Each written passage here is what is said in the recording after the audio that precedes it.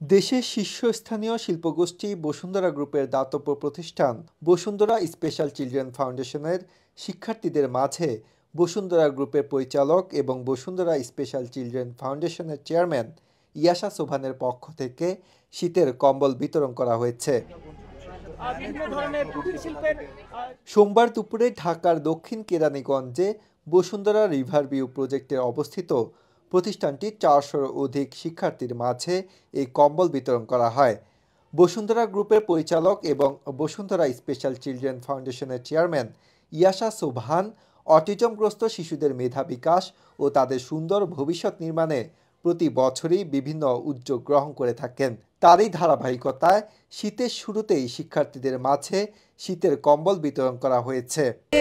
Special বাচ্চাদের জন্য স্কুলটা ফার্স্ট ক্লাস বলবো আমি, কারণ এখানে আমার বাচ্চা গত রোজার হয়তো 15 দিন আগে আমি ভর্তি করেছি। তো এই পর্যন্ত আলহামদুলিল্লাহ আমার ছেলেটা যতটুকু ডিমোশন ছিল অনেকটাই এখন ইমপ্রুভ হয়েছে। তো আমার জন্য এই স্কুলটা বেস্ট। যারা এই কাজটা করছে তাকে ধন্যবাদ জানাই। আল্লাহ পাক তাদের দীর্ঘ হায়াত কামনা করুক এবং এর মাধ্যমে আমরা অনেক উপকৃত হচ্ছি। বসুন্ধরা গ্রুপে থ্যাংক ইউ। এই কম্বলটা কি করবেন আপনি নিয়ে? ঘুমাবে। হ্যাঁ। কম্বল বিতরণ অনুষ্ঠানে এ সময় উপস্থিত ছিলেন বসুন্ধরা সিটি ডেভেলপমেন্ট লিমিটেডের ইনচার্জ মেজর অবসরপ্রাপ্ত মোহাম্মদ মহসিনুল করিম, বসুন্ধরা স্পেশাল চিলড্রেন ফাউন্ডেশন স্কুলের প্রধান শিক্ষিকা শায়লা শারমিন, শিক্ষক শিক্ষিকা, কর্মকর্তা কর্মচারীরা। আমরা প্রত্যেক বছরই এই শীত শুরু হওয়ার আগেই আমাদের ফাউন্ডেশন চেয়ারম্যান ইয়াসা ম্যাডাম উনি প্রত্যেকবারই দিয়ে থাকেন। এটা শুধু এইগুলি না, উনি বাচ্চাদের সব রকমের ওয়েলফেয়ারই খেয়াল করেন। বাচ্চা অসুস্থ হলে তার ট্রিটমেন্টের খরচ, এদের ইউনিফর্ম, তারপরে বিশেষ কোনো সমস্যা কোনো ফ্যামিলির হলে সেটাও উনি লুক আফটার করেন।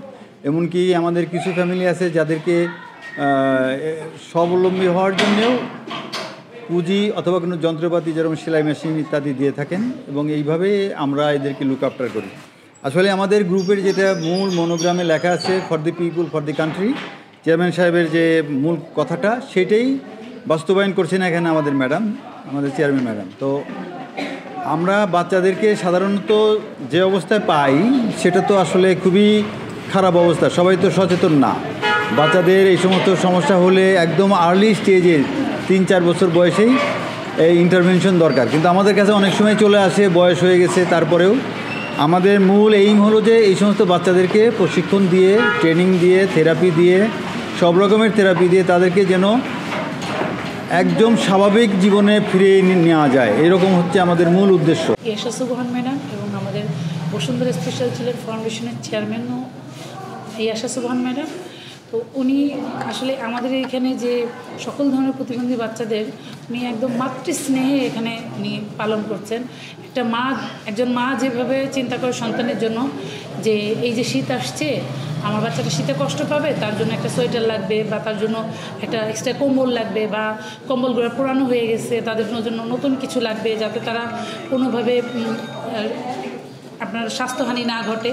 উনি সবসময় এগুলো চিন্তা করে বাচ্চাদের এই শীতের সময় আসলেই উনি নতুন নতুন জিনিস দিয়ে ওদেরকে অ্যাট্রাকটিভের মধ্যে রাখে।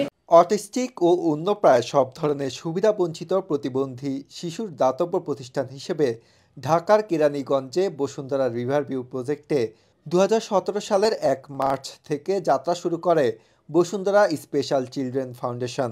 দরিদ্র পরিবারের প্রতিবন্ধী শিশুরা এখানে স্বাভাবিক জীবনের শিক্ষা, একাডেমিক ও কারিগরি শিক্ষা গ্রহণ করছে। শারীরিক সুস্থতা, পড়ালেখার পাশাপাশি পাচ্ছে নানা ধরনের ভোকেশনাল প্রশিক্ষণ। বাচ্চা আসে সেটা তার বাচ্চাটা যতটা না অসুস্থ থাকে, প্যারেন্টস যারা আসে পিতামাতা ওরা আরও অনেক ভালনারেবল সিচুয়েশনে থাকে। আগে হচ্ছে তাদের সাথে কথা বলা, তাদেরকে হচ্ছে কাউন্সিলিং করা, তাদেরকে হচ্ছে একটা আশ্বাস দেওয়া, ভালো থাকা মানসিক স্বাস্থ্য ওদেরকে আগে ভালো থাকাটা নিশ্চয়তা দেওয়া। তারপর হচ্ছে আমরা বাচ্চা নিয়ে কাজ করি।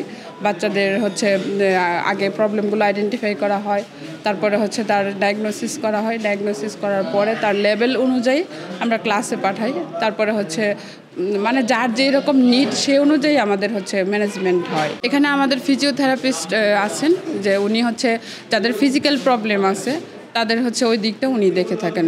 সব ধরনের থেরাপি, যাদের হচ্ছে অকুপেশনাল থেরাপি আছে, এখানে অকুপেশনাল থেরাপিও দেওয়া হয়, ফিজিওথেরাপি দেওয়া হয়, সবগুলোর সমন্বয়ে কাজ করা হয়ে থাকে। এখানে শিশুদের মানসিক বিকাশ লাভের জন্য রয়েছে সুসজ্জিত শ্রেণীকক্ষ, সেঞ্চুরি ইন্টিগ্রেশন পার্ক ও যাতায়াতের জন্য রয়েছে নিজস্ব পরিবহন সেবা। আজহারুল ইসলাম, বাংলাদেশ প্রতিদিন।